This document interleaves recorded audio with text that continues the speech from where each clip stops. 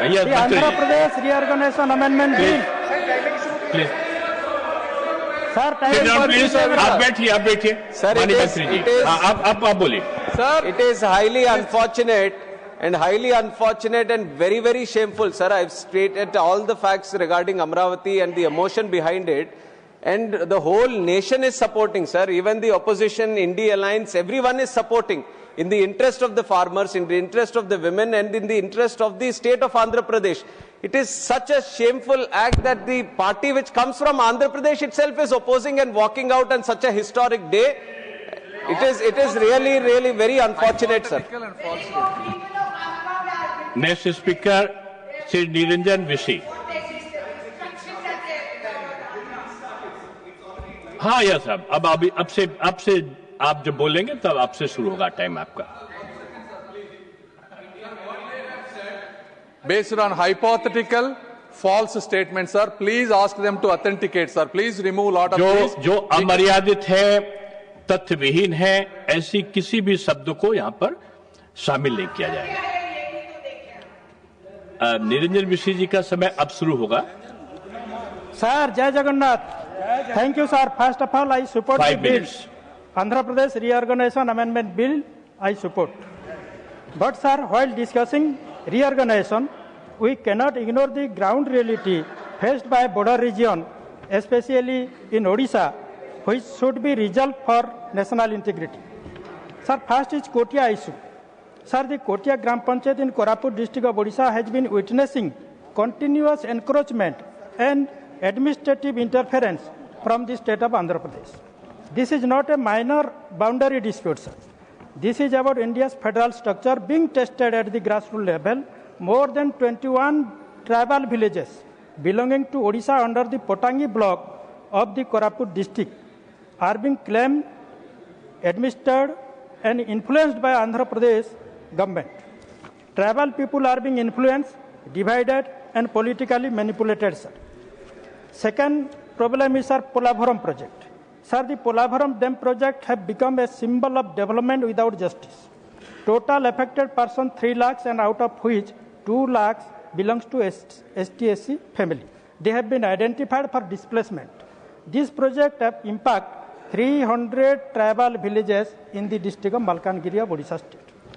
Sir, while it is declared a national project, its consequences are disproportionately borne by Odisha and Chhattisgarh. Thousands of tribal families in Malkangiri of Odisha face displacement, submergence of forest land, livelihood and cultural identity is imminent. Rehabilitation and compensation remain inadequate and unclear. Sir, interstate dispute must be resolved through consultation, not confrontation. Odisha wants cooperation and coordination, good relation with Andhra Pradesh in the field of education, health, trade development, etc. Sir. Because Andhra Pradesh is our neighboring state of Odisha and we have good relation with Andhra Pradesh. People of Odisha, we, particularly Western Odisha and KBK, we depend upon Andhra Pradesh. And lakhs of our laborers, they are every year migrating to Andhra Pradesh.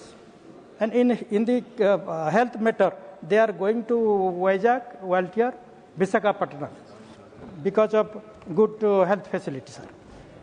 So, I demand permanent resolution of Kotia dispute through constitutional and judiciary clarity is required. Comprehensive impact assessment of Polavaram project involving Odisha, it must be seen.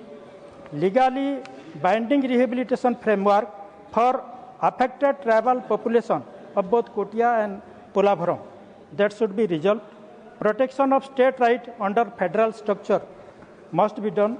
I urge the government respect Odisha's territory integrity, safeguard tribals' right, and ensure that development does not become displacement. Thank you, sir. धन्यवाद। माननीय सदस्य Shri Sanjay Yadav ji, 3 minutes।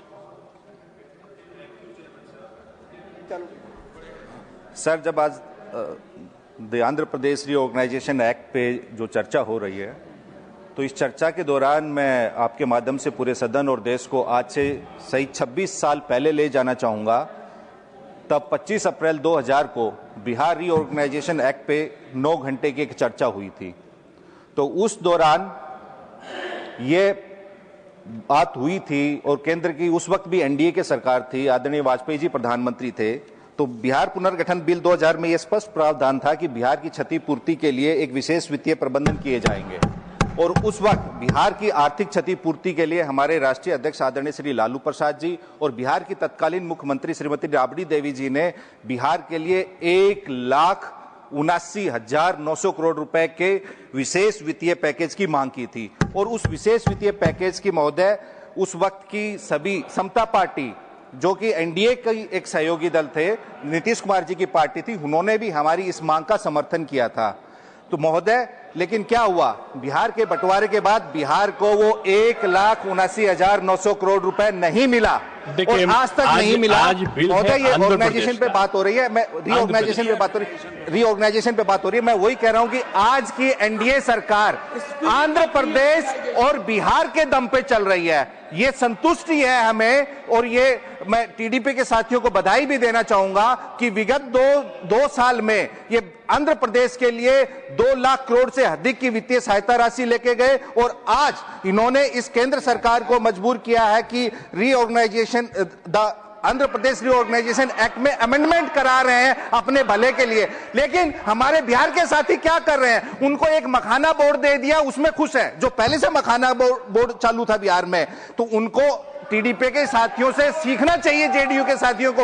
उनका तो जो मुख्यमंत्री थे उनको भी अब हटा के ये लोग दिल्ली लेके आ रहे हैं। तो कम से कम टीडीपी के साथी बधाई के पात्र हैं। और एनडीए के साथी, हमारे जेडीयू के साथी श्री संजय झा जी यहाँ बैठे हुए हैं, आपके पास मौका है, टीडीपी से सीखने की जरूरत है कि आपने बिहार को उस वक्त 1,79,900 करोड़ रुपए के वित्तीय सहायता राशि का वादा किया था, वो अब आपको लेना चाहिए। और अब मैं, जैसे आपने रीऑर्गेनाइजेशन एक्ट को रिविजिट किया, अब आप राजधानी के लिए लेके आ रहे हैं। लेकिन महोदय, इसमें एक बात मैं आपके माध्यम से कहना चाहूंगा कि कल को किसी दूसरी पार्टी की सरकार आएगी, वो फिर रिविजिट करेंगे, वो कहेंगे कि इसको बना दो। तो इसके लिए जब आप राजधानी की बात करते हैं तो एक रेफरेंडम की बात होनी चाहिए, एक जनमत संग्रह होना चाहिए कि लोग कहां चाहते हैं कि किस राजधानी चाहिए।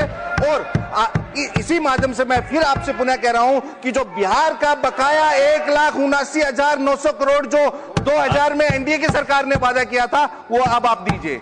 आपने समय देने के लिए महोदय आपका बहुत बहुत धन्यवाद।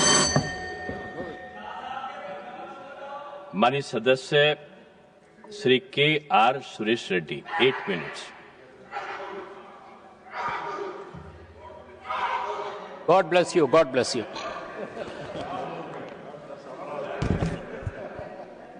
Vice Chairman, sir, thank you for the opportunity.